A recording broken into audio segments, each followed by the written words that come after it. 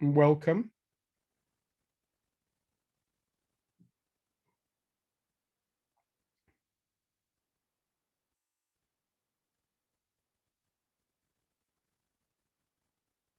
Hi, Ashley.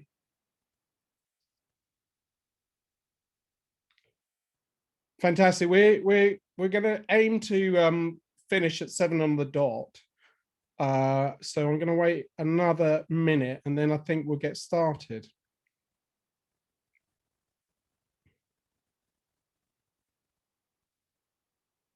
Still people coming in.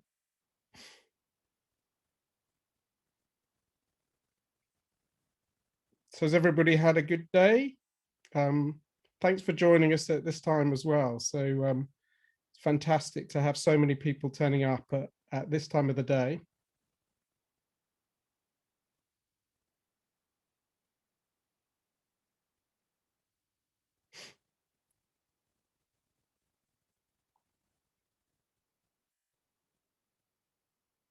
Hi, Paul. Good to see you.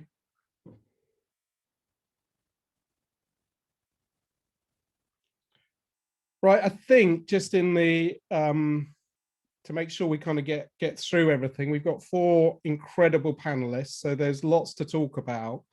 So anyway, welcome to today's event, and I'm really excited about this one. It's a topic that actually consumes a lot of my day, which is LinkedIn. So I spend, I think, a lot of my time trying to work out how to be more successful on LinkedIn, what to do with LinkedIn. I sort of think it's an incredible platform, but it's kind of daunting for a lot of people. So one of the reasons we've kind of put this on as the Purposeful project is to really help people make the most of it. And this event is from the Purposeful project in association with Tide Bank. And just a bit about the Purposeful project. We're on a mission which is simple. It's to help 10 million people start a business and provide that help for free.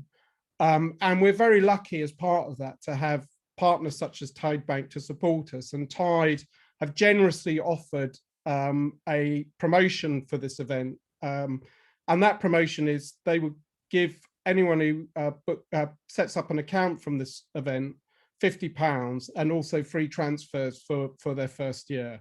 I think we're going to put a link and a code in the chat. So if you're interested in that, then do have a look at the link and remember to use the code.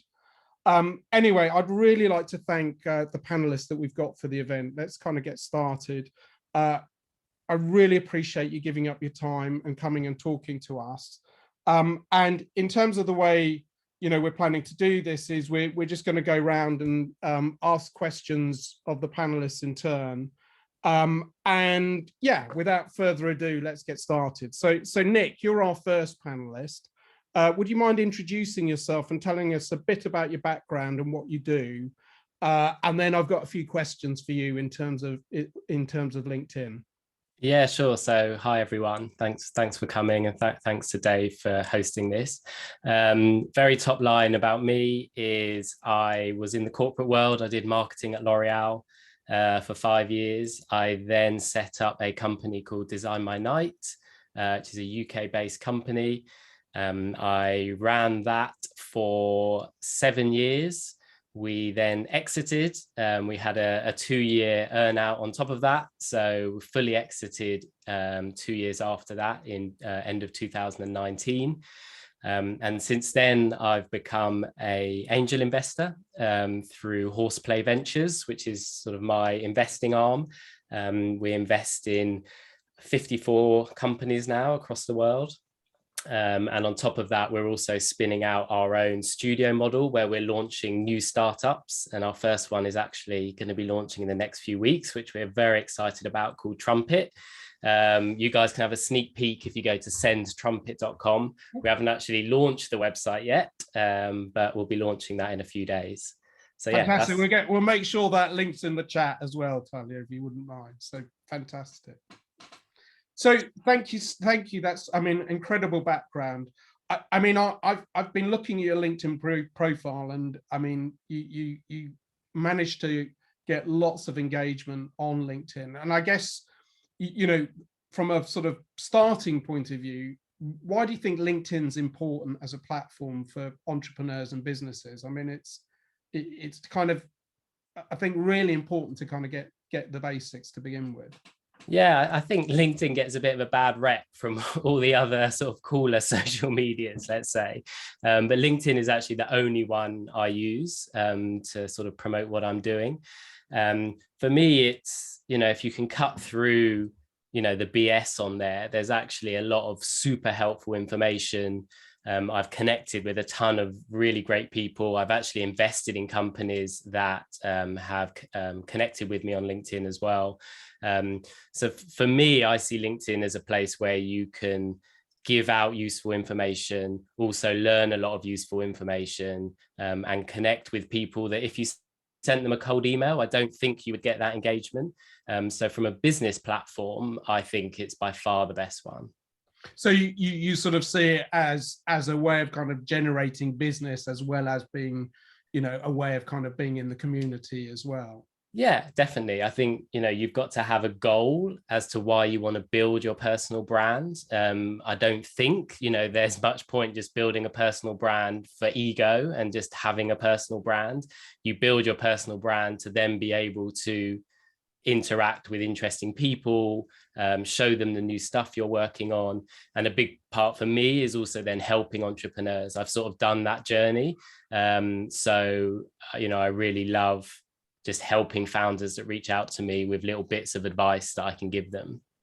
So in terms of, I guess, a core part of LinkedIn is generating content. Do you have a sort of strategy that you use in terms of generating content? I mean, how much content do you generate? I mean, how often do you post on LinkedIn, I guess, is the question. And yeah, I think I'll be interested to see what the others say. I'm a lot more just on the fly with LinkedIn. I think I'm lucky that I've had 10 years sort of founder experience. So there's a lot you can learn over those 10 years. So I don't really do a content plan or anything like that. I just think at the start of the day, what nugget of information would I like to put out there to a lot of the founders that follow me? And it could be across anything. It's sort of what just pops into my head on that day. I try and post about 3 times a week.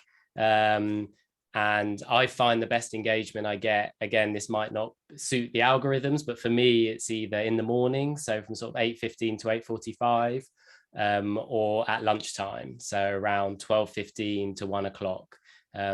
So I don't plan exactly what I'm going to post, but I will try and post within those time slots. So you found that times of day kind of matter in terms of, how quickly your posts are visible?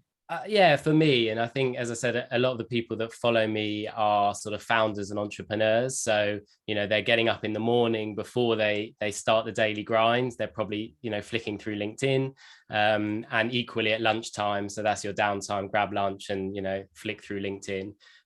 So for me, they're definitely the best times to post.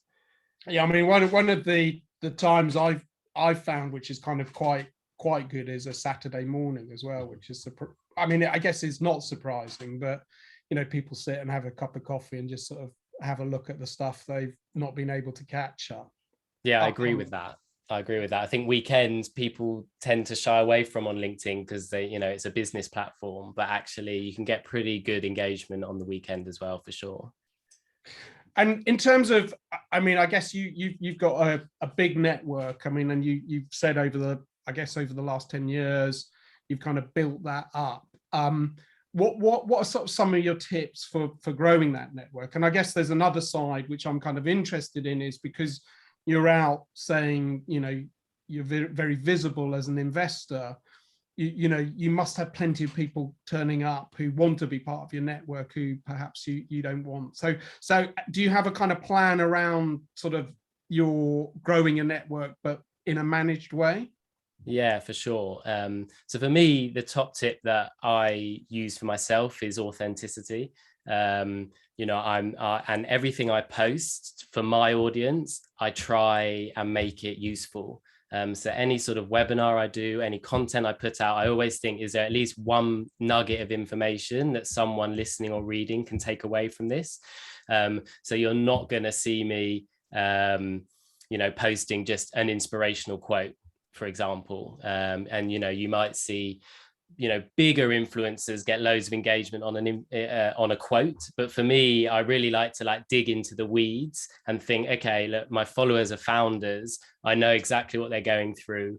One random inspirational quote isn't going to help them. Let me think about sales, let me think about marketing, let me think about team culture, let me think about all the different facets that I've gone through that I can then pass on. That's what LinkedIn is for me, is passing on my knowledge to new, younger, inexperienced founders.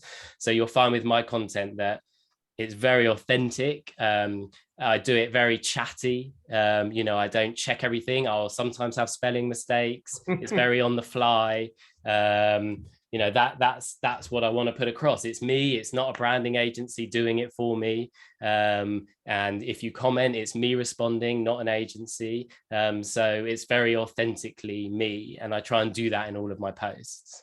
I mean, I love the word authenticity, or being authentic, because I think that's absolutely critical. One of the things I guess I've observed over times is you can almost tell when someone's got a PR coming in and doing their posting, because it suddenly becomes a bit more polished. Like, you can almost smell the lack of authenticity there. So, it's kind of fascinating you say that, because I guess LinkedIn is kind of, well, it's slightly different from some of the other platforms in that people want that authenticity. They want that sort of experience, don't they? And the sort of trite quote is not going to kind of give them enough, is it? Yeah, exactly. And if you think about the other platforms, be it Facebook or Snap or Insta, I personally haven't had much experience with TikTok, but those ones ironically are all about presenting the perfect show of yourself, which is the totally inauthentic side of yourself. Whereas I feel like LinkedIn is the place where you can sort of be open, be emotional, be fragile, ask for advice, ask for help. And for me, when you do that, my more personal posts are actually the ones that get the best engagement, because it's human nature that people want to give their opinion and actually also help people. I feel like that is human nature. So I feel like with LinkedIn is, if you open yourself up to people on LinkedIn, that is when you will get the best engagement, versus the other ones which are presenting the polished version of yourself. Yeah, I mean, do you worry about people kind of, it doesn't happen so much on LinkedIn, but piling in when you're honest about stuff, or do you just sort of go, well, that's the reality, that some people are just going to not like, like this. I mean, I remember I once did a poll, and this bloke sort of said, I hate polls, and and I was like, it really bothered me for a long time, and I had to give myself a good talking to, go, well, who cares what he says? So I was just wondering about that. That's it. I think if you're going to put yourself out there, you have to be ready for people to take you down. Like, unfortunately, at Design by Night, we dealt with a lot of members of the public, and unfortunately, a percentage of the general British public, are just rude and spiteful and look to take you down. And that is just the nature, unfortunately, of people as well. So I think if you're going to put yourself out there, you have to have thick skin, and don't let snarky comments upset you or anger you, because one snarky comment is one out of 60 positive comments. And I think it's human nature that you focus on that one snarky comment. But I'm happy to engage. I trust myself enough to be able to engage with haters on the platform. If someone is just outwardly rude, or message me a rude message, I literally just block, delete, not interested, haven't got time for that. So yeah, you need to have a very thick skin. But I do feel if you do open yourself up authentically, people will respond in kind. Brilliant. Well, listen, we now need to turn to Leah. So Leah, would you mind introducing yourself and again giving everybody a bit of background? So I'm Leah Turner, And my background was typing all day, every day for a small business that I ran for 10 years. And then I stumbled across LinkedIn just over 2 years ago, looking for some new business, and discovered an accidental ability to do quite well on LinkedIn and generate a lot of leads for my small business, which led to loads of people asking me for advice. And then when I had to pivot, thanks to COVID, after my business really suffered, I started tentatively showing people how to use LinkedIn, which proved really popular because I was having some incredible results with my clients. And it's escalated from there. And now I'm running that business full time. I've got a lot of LinkedIn resources, digital courses, and I'm annoyingly present on LinkedIn all the time. And I think people get sick of me, but it's proved a life-changing business for me and my little boys. So, and I've got you've got over 100,000 followers on LinkedIn, haven't you? So, I mean, how did you kind of? So, I guess there's two questions I've got. One is how did that kind of happen, and the other question I've got is connections versus followers. What's your view on that? You know, because I think for me, I kind of go, is there a difference? Should I be focusing on followers or connections? Yeah. So the difference is that if I'm connected to somebody, I can see their content in my feed and they can see my content in their feed. If they're just following me, they can see my content, but I won't get their content in my feed. Right. So the upper limit on connections is 30,000. You can't have more than that. And I'm very close to the limit now, which means I have to start deleting people if I want to connect with people, which obviously I don't know who my clients are going to be. So I don't want to reject connection requests from my clients. So it's about always trying to keep in that balance. I think following is a good tactic. I have a lot of people that follow me, and then when they're ready to work with me, they feel more confident to reach out and connect. I think it's a nice way to kind of get to know somebody if you're not really sure if you want to reach out and work with them. And I think we all forget that there is a lot of anxiety still around the use of LinkedIn, because people's bosses can see what they're writing, their colleagues can see what they're writing. There's very little privacy on LinkedIn. So like Facebook used to be before they changed all the privacy. So I think it's nice sometimes for people to just kind of follow you from the shadows and then reach out when they're ready. It feels less intimidating to start with. So I personally have the follow option selected. And I think if you're trying to grow influence, follow is probably a better option. If you're genuinely trying to grow your business and create genuine connections, it's better to have the connect option. But LinkedIn have now changed it. If you've got creator mode on, follow will be the default option. And a lot of people really want to have the features that go with creator mode. So you're finding that a lot more people have the follow option enabled because they want the features of creator mode. Yeah, I mean, I sort of got a bit stung by that, so I moved on to creator mode, and I was like, oh, nobody's connecting with me anymore. Yeah. So, you know, I had to go back and have a look at it. So it's interesting you mentioned that.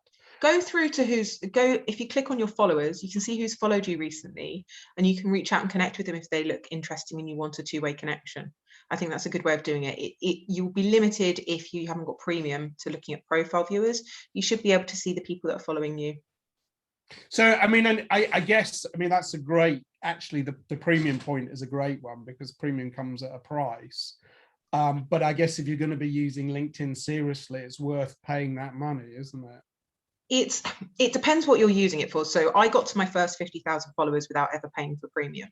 Wow. But I was posting regularly, and you know, I am a copywriter by nature. So you know, I'm creative. So if you're not someone who's churning out lots of content, it can be harder to do that growing.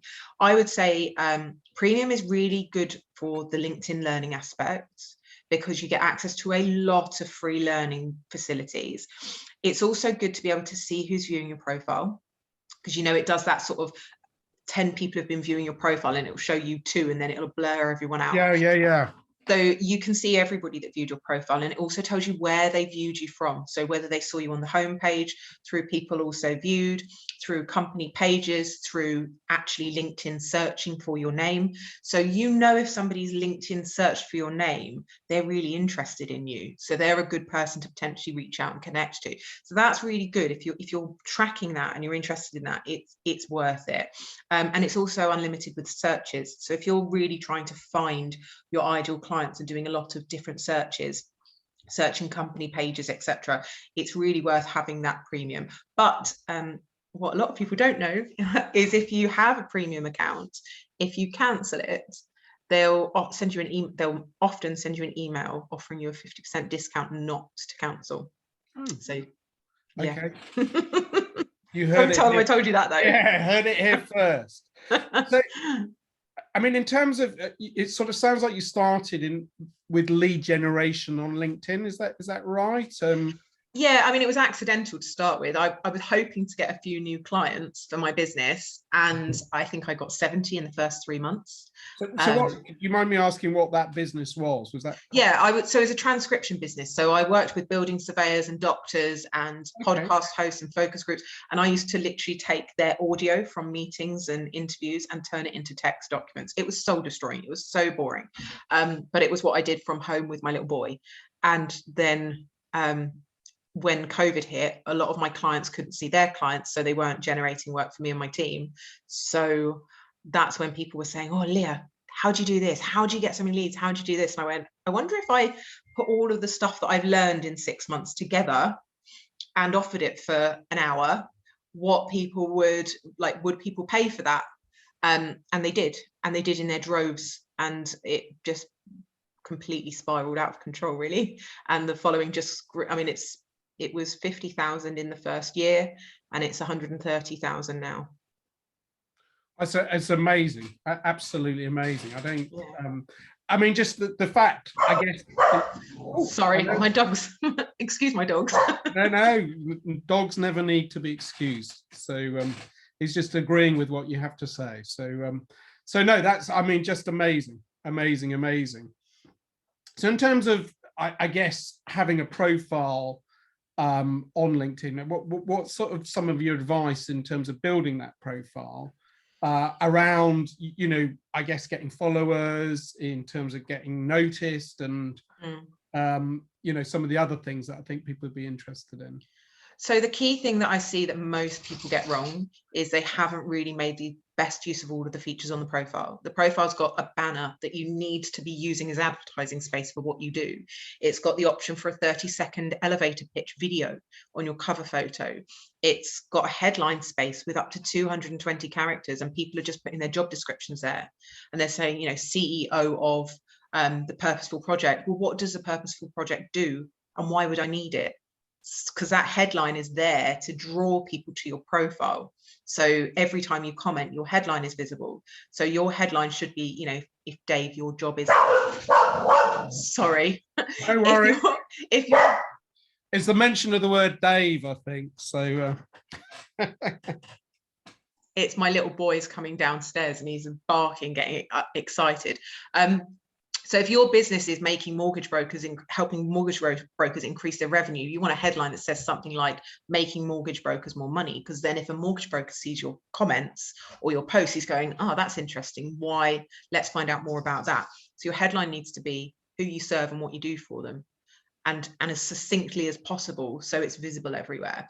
And then when they get to your profile, you need to keep them there. So you need to tell them what you do for them, not a whole life story about how you were an alcoholic that reformed his life and blah, blah, blah, because they don't care about that. You've lost their interest. They want to know what you do for them and why they should trust you to do it for them, and how they're going to feel and what those outcomes are if they work with you. It needs to be like punchy, and you've got their interest at that point, right? On the newsfeed, we're all like bored, procrastinating, feeling a bit guilty because we're probably wasting time. But on the profile, people are curious. They've made a choice to visit your profile. They're in that curiosity mindset. That's the buying mindset. So once they're on that profile, tell them what you do for them. They're there to find out, using your featured posts, making sure you've got recommendations on your profile, making sure that your featured posts are optimized with testimonials or video testimonials or lead magnets that are going to be useful for them. You need to be really making most of that profile, because otherwise every comment, every piece of content that you put out is completely pointless, because if they get to the profile and it falls flat, they're not going to become a lead. So they're not going to message you. I mean, it's amazing. Just sort of, again, some very basic stuff to do. But, you know, I think about my profile and I'm like, well, I've kind of failed in every aspect of everything you've just said. So I think, don't worry. well, I mean, you know, I sort of does. look at it and go, it's a bit of a chore to, and then I feel a bit embarrassed. And then before you know it, I'm, you know, talked myself down. And it's just, so it's fantastic. Just some really good basic advice around profiles. So thank you. Anyway, we're going to have to turn to Chris. My pleasure. So thank you. So Chris, do you want to introduce yourself like the others? And then, you know, there's a few questions for you. Yeah, some really interesting differences I'm already seeing in the first two people presenting and what I'm about to say. So very interesting to see. Yeah, I am Chris Branch. I founded originally an agency that focused on LinkedIn called Seed to Branch, which people may have known me from previously. We've just rebranded to be called Seedily. And yeah, I grew my own personal profile and my business profile, focusing entirely on LinkedIn as our medium. And yeah, a short intro, but no, well, it's fantastic. But I mean, you're actually quite a LinkedIn specialist, aren't you? And you sort of spend a lot of time thinking about, I guess, the organic side of LinkedIn, exactly the non-paid right. side, and actually how to use sort of the platform effectively from a kind of business development process. That's exactly right. Yeah. I know that LinkedIn has paid ads, and I know that there are so many other people that use marketing channels elsewhere outside of LinkedIn. But in order to really be ahead of the curve, we focus down on one channel in one platform. And so you've nailed it. We focus entirely on organic content, using that in its best possible ways. As Leah mentioned, you know, mixing up the mediums and trying different things to attract people in different ways. And yeah, just doing whatever we can to stay on top of how the algorithm is changing and what we can advise our clients to do, what we do for ourselves. We're very much practice what you preach, people. And yeah. Very, very interesting. I mean, it's sort of actually the first time I've come across a sort of specialist LinkedIn kind of agency. But I guess one of the questions I had, which, you know, this is something which it confuses and stroke bothers me, is that a business profile never seems to be quite as successful as a personal profile. So, right. You know, my question to you is, you know, how do you create an effective business profile? And then, you know, how do you marshal the people in the business most effectively to kind of push the business forward, if that makes sense? Because, you know, I guess what I've realized is a business profile exists, but it's what people are really interested in is the personal side of things, isn't it? Yeah, it's really interesting. You know, Leah rightly said that the 30K limit is a bit of a nightmare when it comes to personal profiles. Once you get past that, and that's why I originally started a business profile, actually, was hitting that same limitation. I was quite frustrated that this is pre-creator mode, where followers wasn't really you know, the first attribution that you would do to a profile. It was connect. And in those times, I was thinking, what is it that business profiles do generally is they share company updates and they share other things that are less personable. And there's no direct communication between business profiles and individuals either, which is kind of ironic in a B2B platform. Actually, Facebook, a brand can talk to another brand directly. And technically that's a B2B platform, you know, like LinkedIn. I understand that the company profile had to be done in a different way in order to make it stand out. So I treated it much more like a blog. And so the blog orientated side to it was really not self-promoting either. And that's another thing that I wanted to do, was I wanted to shine a spotlight on other creatives in our industry, just to show that we're true thought leaders in this space. You know, there's not many people, as you said, really try to focus down on LinkedIn as a platform. In fact, most agencies will use it as their last preferred platform. So we really wanted to understand why that was, and why so many people misunderstood what the best ways to stand out on LinkedIn were. And that's when I started to grow the company profile. I did a lot of testing there, and it's changed so much over time. Like, even when we first started it, PDFs were really the medium that was standing out. And I think that's because LinkedIn had purchased SlideShare as its PDF provider. And just like polls are at the moment, they had sort of inflated engagement where it was over what the average medium would have been at the time. But over time, they slowly dips down, and other mediums are doing better. And it's just about consistency and frequency when it comes to getting yourself out there in terms of brand presence. I quite often get told we're the only company profile that appeals in people's home feed regularly. And my creative director has his own company profile, actually, because when I brought him on board, he already had his own agency. So he had a pre-established profile. And so we post from both now. And we have different sort of styles of posts that we do from each one, which appeal to different types of people that we want to work with, heads of marketing, creative people. But he takes more of like a movie nostalgia orientated stance, and I take more creative marketing campaigns and nostalgic ads and other things like that. So yeah, it's a really interesting mix. So so it sort of sounds like, in a way, you're treating the business profile almost like a personal profile. Almost. Giving it sort of, you know, going back to what Nick said about authenticity, is giving it sort of a heart, which sort of sounds really interesting. That's right. Yeah. I guess I say that because I look at so many business profiles and they're so dull, and they're just full of the corporate gubbins. And we do a lot of reverse engineering, you know, and what I figured is we don't have the budget to put a load of, you know, promoted content behind business orientated posts. So what we need to do is have our audience be our favorite marketers.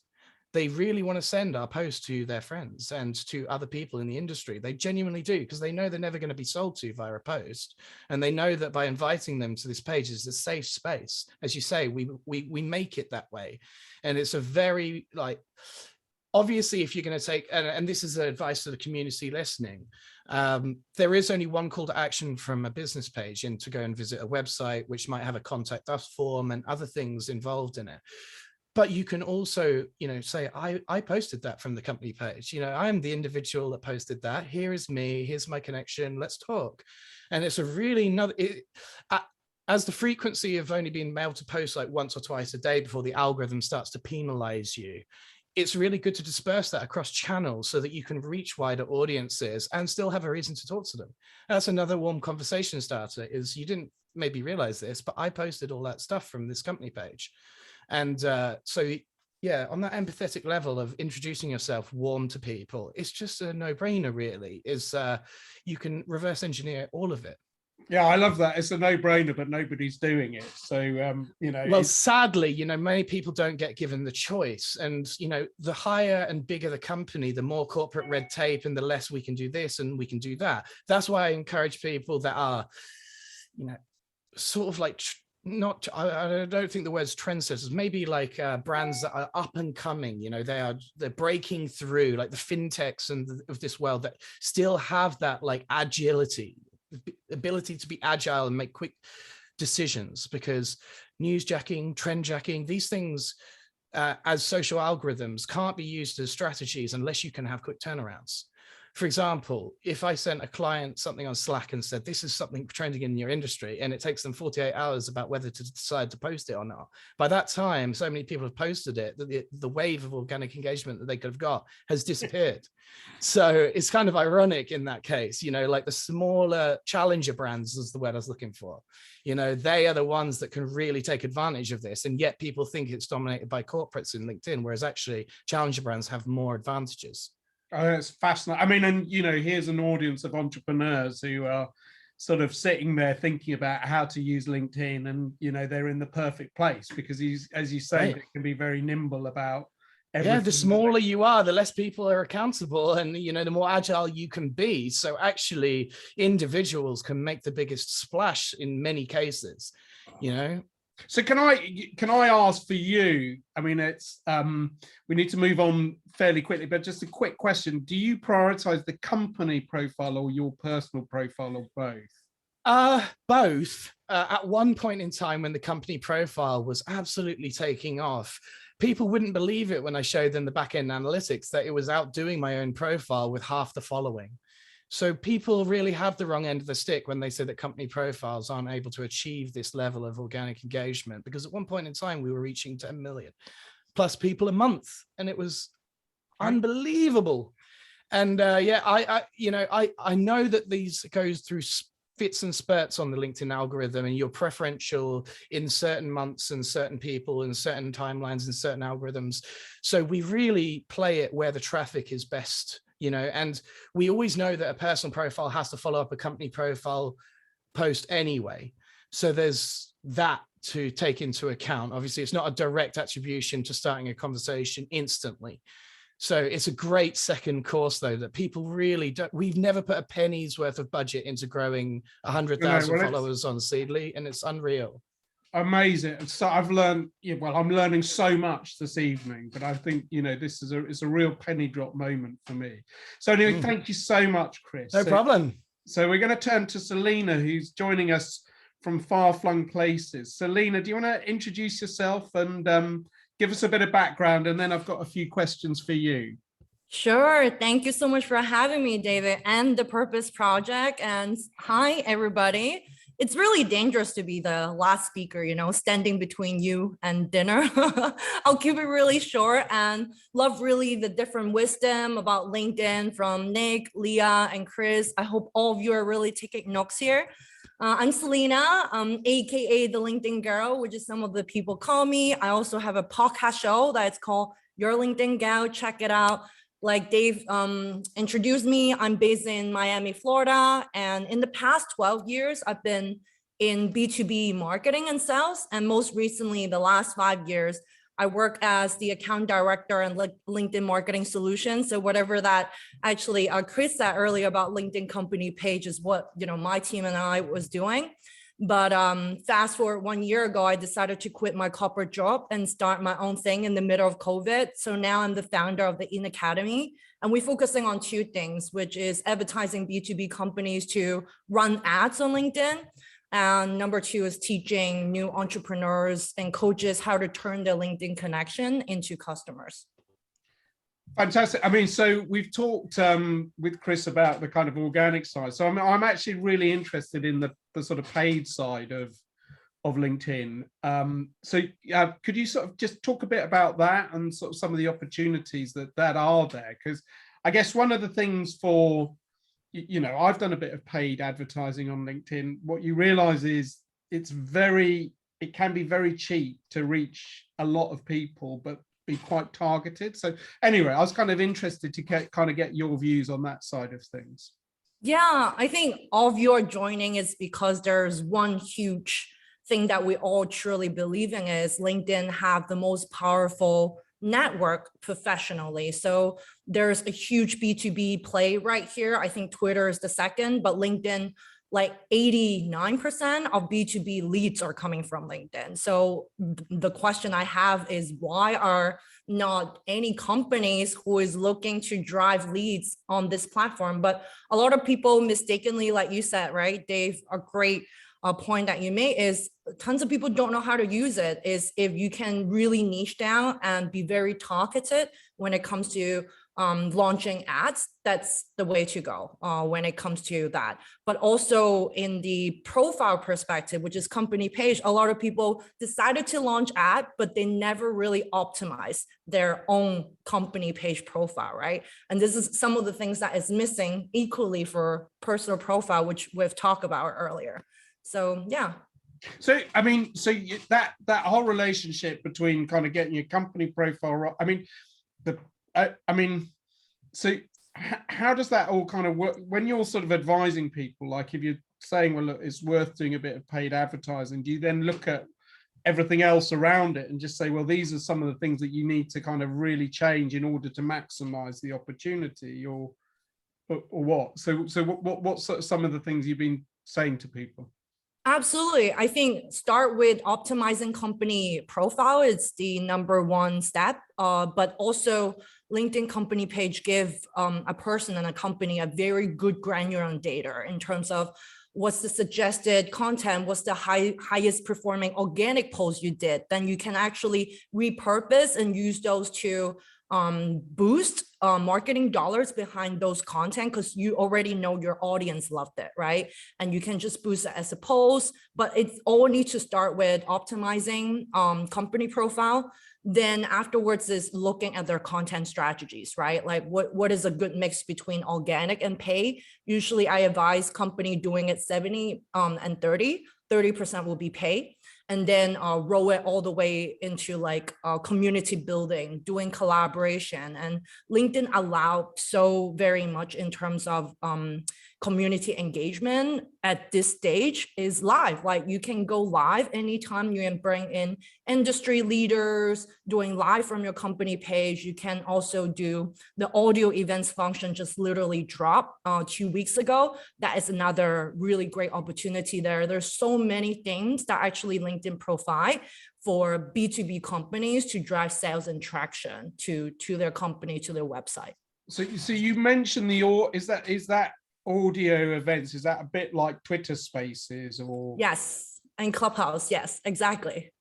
Very, very interesting. So has that been rolled out across? Because I guess one of the problems, like, you know, for many people, myself included, you said a lot of things there where I'm like, oh, do I know what my most popular? I don't know how to find my most popular post. And then you can't. You know, so, and then it's sort of, you talk about the kind of the audio events. I haven't seen that. So I think LinkedIn's not brilliant at kind of promoting some of these functionality. So how do you find out what the latest thing on LinkedIn is, I guess is? Yeah, so when I work at LinkedIn, they obviously have a page, but now actually this is a resource that it's open for everybody. I forgot the exact name, but if I do, I will definitely share it with you so that you can actually put it in the show notes. But it's a little bit where you see all the latest feature upcoming, but it's from the LinkedIn product team. Right. And also the AI feed team, where they will be sharing with you all the latest feature dropping. But for the audio feature, they last week they only whitelisted to around 200 to 300. Okay. People to try it out, because you know when they were rolling out product, they need to try it out, right? Just like LinkedIn Live, like a year ago, you need to apply. Now with the content creator mode, when you switch it on, you automatically get the LinkedIn Live, because LinkedIn have created that really good algorithm and community space for everyone to thrive.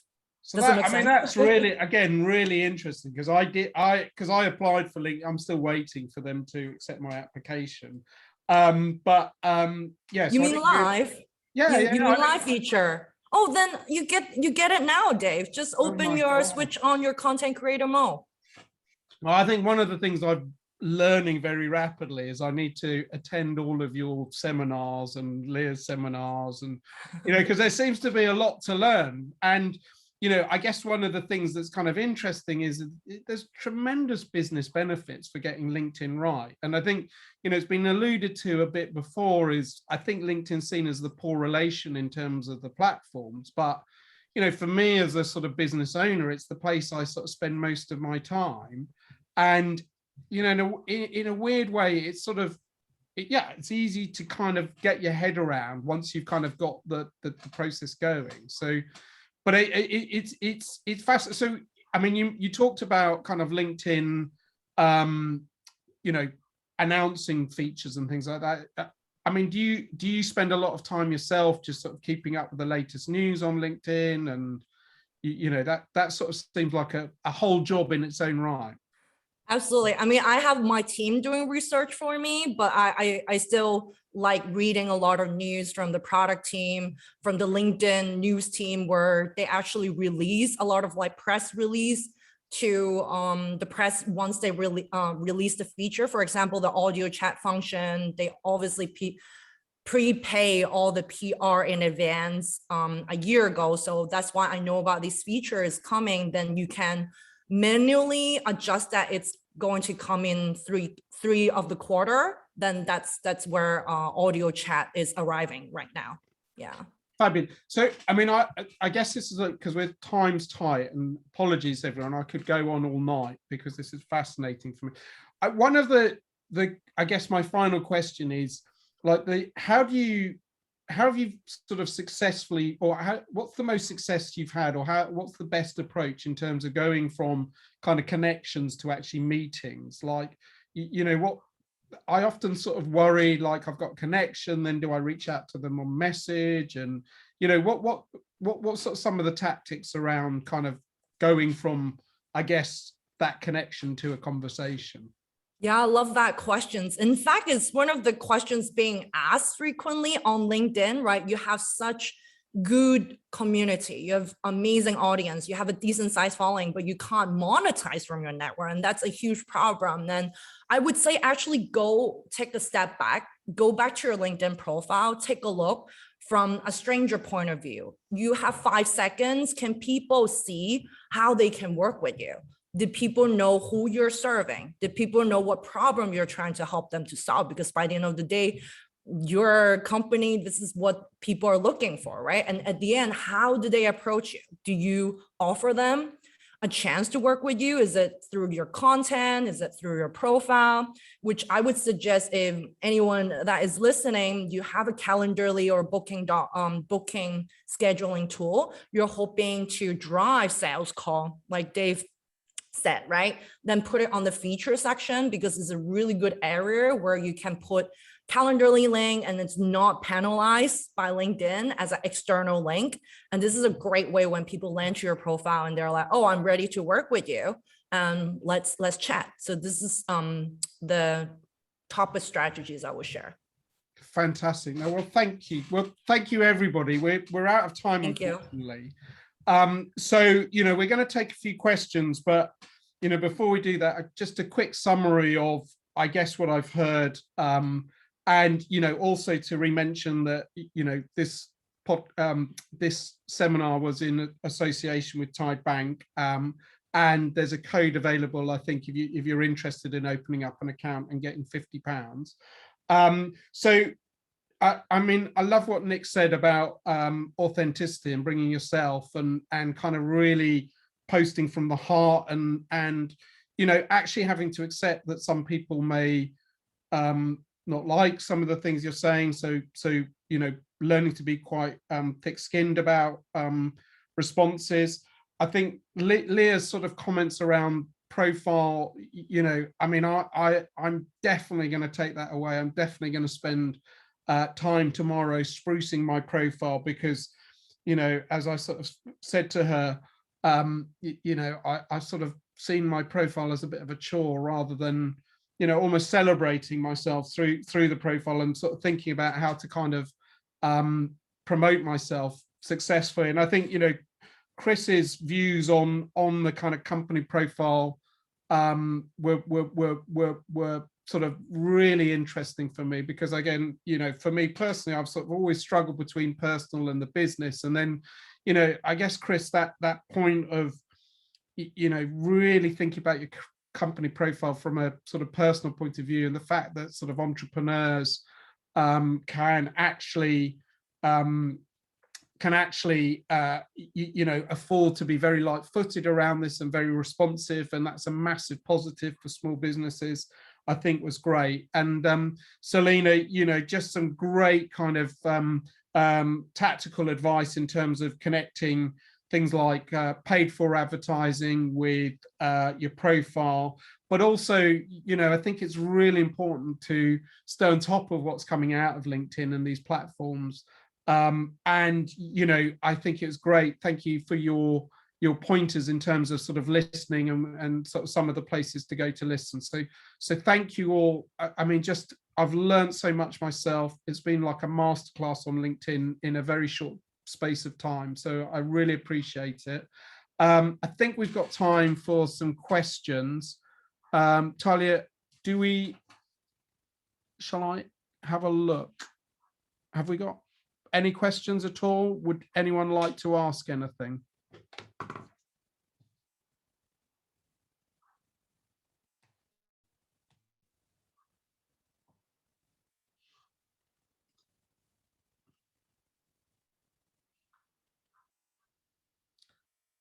So you've got a question, which is if you're building a startups page and wanting to grow the business, do you recommend engaging with other content to comment? So to comment as the business. So I guess the question is very much, you know, how do you start building that kind of connection, that network, when you're sort of starting out, and how important is it to start commenting on other people's content and liking other people's content? And, you know, do you think it's worth having a kind of strategy around that? I hope that was the right question to be asking. So if there's anyone who wants to kind of answer that, then just raise your hand. Chris. Yeah, I like fielding the company page ones. I don't mind it at all. It's very interesting. And I think Leah alluded to this earlier, in that the more that you comment with your headline out there, by the way, the company doesn't bring through a headline. It just brings through your followers as a company comment. But, you know, certainly getting your branding out there, being fun, engaging with other brands, showing that you're open to it is something that can really make you stand out. And I quite often comment as the company page. There's even a Google Chrome plugin, which is actually called, I forget exactly, I'll try and find it, but you can, so how it works is if you're an admin of a company page, then you'll be able to go to the company page and then find your way if someone has mentioned your company page in an or something like that, and then you can directly comment on it.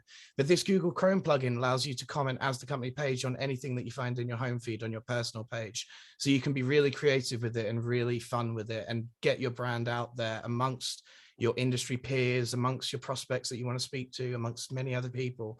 It's a really fun way to get yourself out there. Yeah.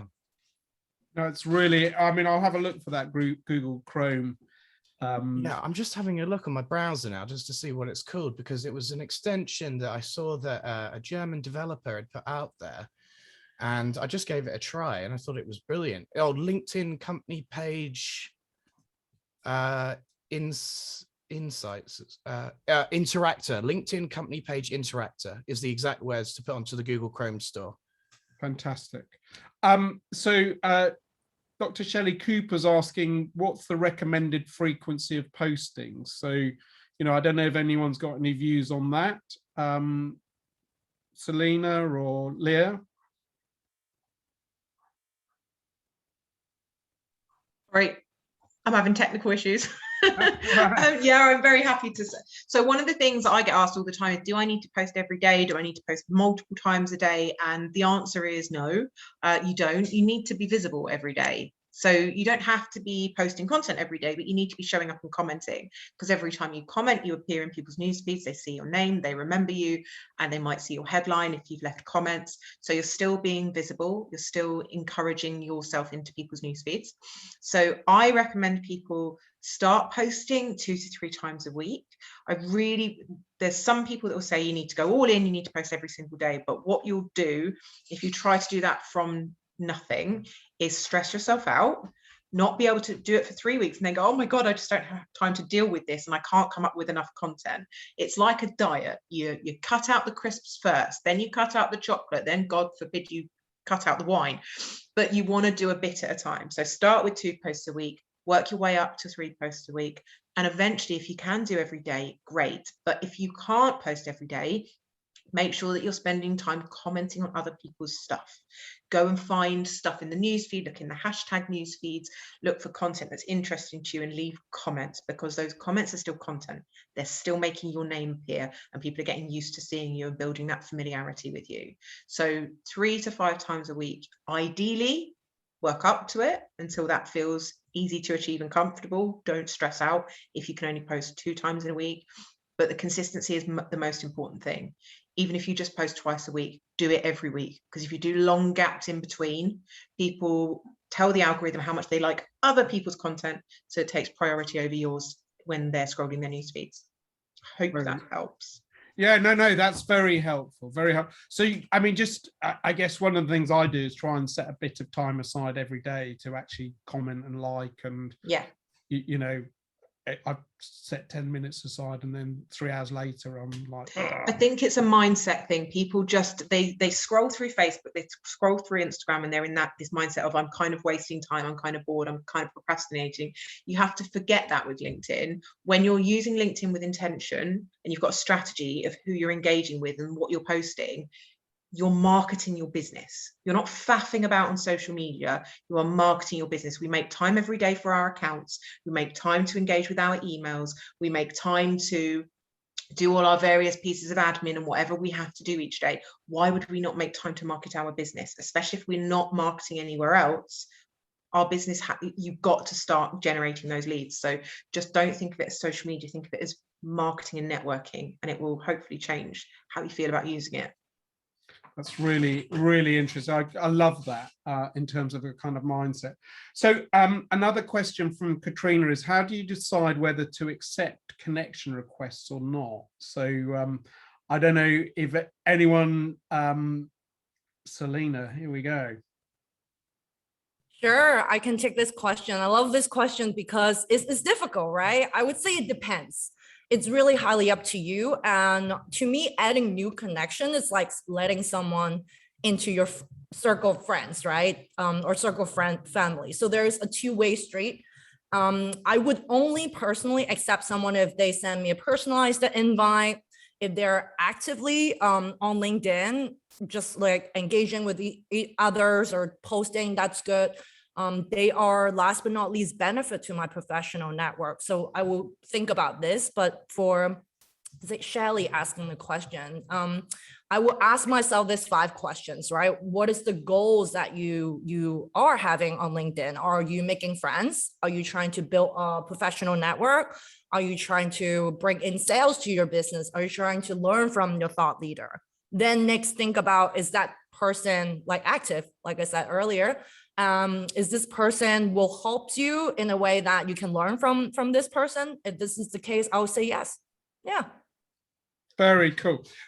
So Gary has asked about any advice on InMail. So he's a LinkedIn recruiter looking for potential clients.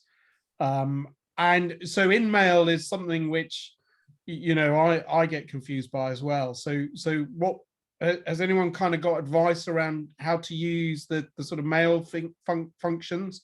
I guess for me, like, I get sort of spam mail coming through.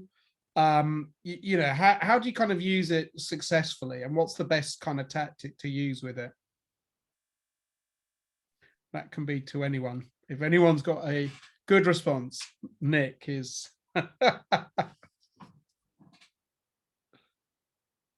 Oh, Nick, we can't hear you. Can you hear me? Yeah, now we can. I think you've got to take it as if it is a cold email. And how do you break through with a cold email? For me, it's personalization. So I get a lot of email sent to me.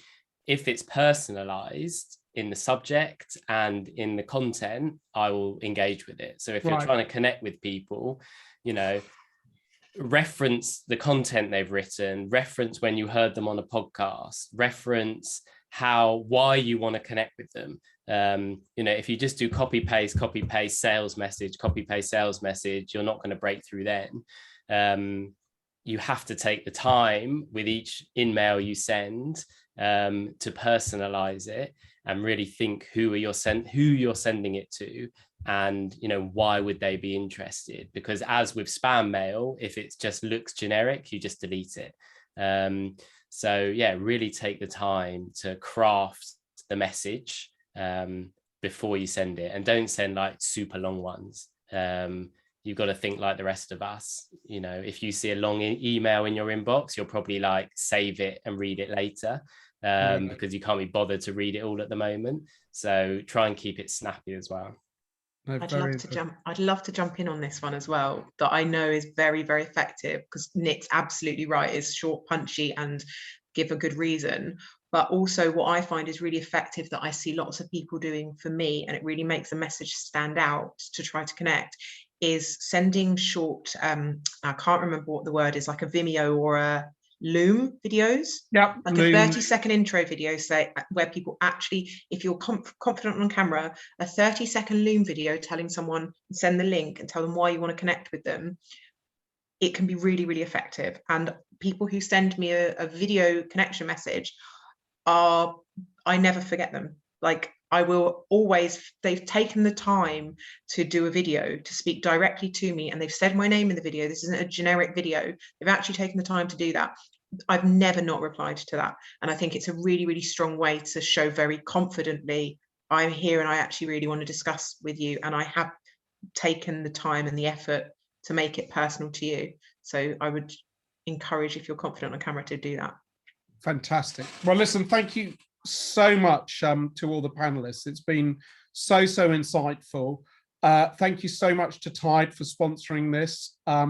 We're at the Purposeful Project are, very, very pleased to, as I said, we're kind of out to help as many people as we can start businesses. And, I think LinkedIn is sort of such a fundamental part of kind of business life in this day and age. So I really appreciate you, the audience, for coming and listening. And I think we're going to sort of circulate some bits and pieces to attendees tomorrow with links and things. But, certainly I think it's worth following and connecting with the panelists, because it sounds like they're doing amazing things in terms of what they offer in terms of advice around LinkedIn. And yeah, so thank you so much, everybody. And we will speak to you. Well, I think we've got another event coming up, which is the same as this, but around TikTok. And I'm not sure what the date is, but again, we'll put it in the email. But anyway, thank you so much, everyone, for coming. Thanks, Dave. Thanks, everyone.